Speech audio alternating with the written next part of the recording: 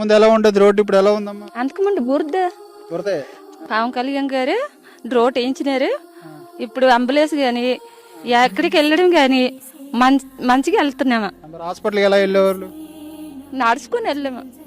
ఇప్పుడు ఇప్పుడు అంబులెన్స్లు వస్తే ఎక్కువ బాగలేకపోతే అంబులెన్స్ తోనే వెళ్తాం హాస్పిటల్. ఎలా అనిపిస్తుంది రోడ్డు? అంతకుముందు ఎలా ఉండేది, ఇప్పుడు ఎలా ఉంది? ముందు బురదలా ఉండేది, కర్రలను మోసుకొని అలాగా రోడ్డు దాకా వెళ్ళాము సార్. ఇప్పుడు పవన్గాలు చేశారు కదా, బానే ఉంది.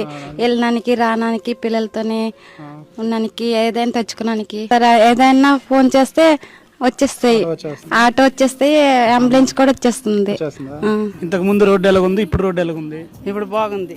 100% సూపర్ ఎక్సలెంట్. అది తిరగడానికి కానీ, హాస్పిటల్కి వెళ్ళడానికి కానీ, ఏదైనా సరుకులు తెచ్చుకోవడానికి కానీ చాలా బాగుంది.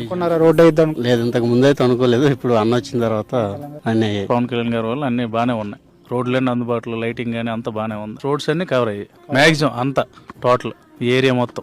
ఎలా ఉండేది అంటే దారుణంగా ఉండేది. ఎందుకంటే ఎవరు పట్టించుకునే అధికారులు లేక చాలా మేమే ఇప్పుడు పెద్దవాళ్ళు తీసుకొని ఆవుల మీద కానీ మామూలు ఎత్తుకొని కానీ తేవడం అలా జరిగింది. మాకు రోడ్లు చాలా ఇబ్బందిగా ఉండేది. ఇప్పుడు తార్ రోడ్డు అవగానే కొద్దిగా మాకు ఆరోగ్య పరిస్థితులు కానీ ఏమైనా ఎమర్జెన్సీ అయితే అందుబాటులో అంబులెన్స్ కానీ రావడానికి వీలవుతుంది. ఏమైంది మీకు? పేషెంట్ అక్కడ హాస్పిటల్ నుంచి వస్తున్నావా? ఎలా ఉంది రోడ్డు? ఎలా ఉంది? పవన్ కళ్యాణ్ గారు వేయించింది. బాగుంది. బాగా ముందు సండాల్ లాగా ఉంది. డోలే కట్టుకుని తీసుకెళ్ళినాం అప్పుడు.